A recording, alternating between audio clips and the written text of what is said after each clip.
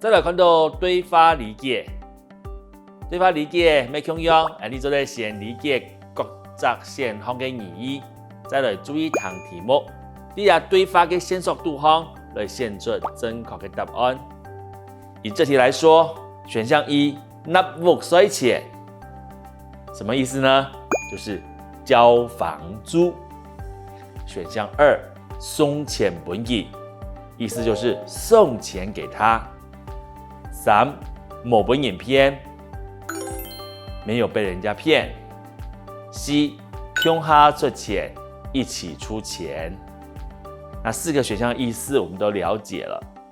那接下来我们来听这一段的对话。汉斯就按酷诶，还险险本老位骗到。好在有人讲本爱分享，希望我连木水都会拿唔出咯。请问，什么嘢同谁来嘢天数做马嘅？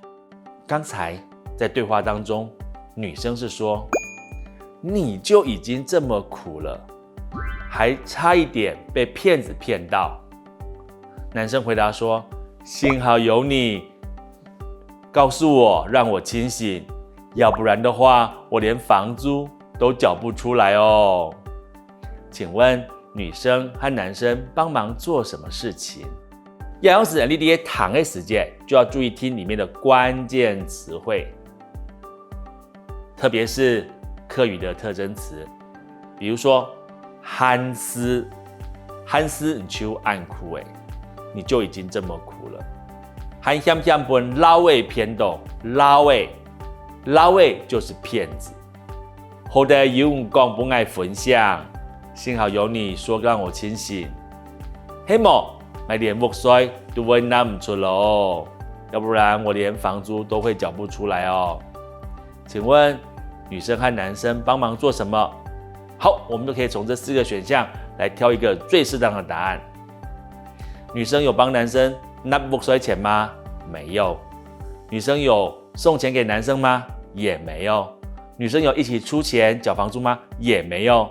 女生只是让男生清醒，某本影片，所以这题是选3号某本影片。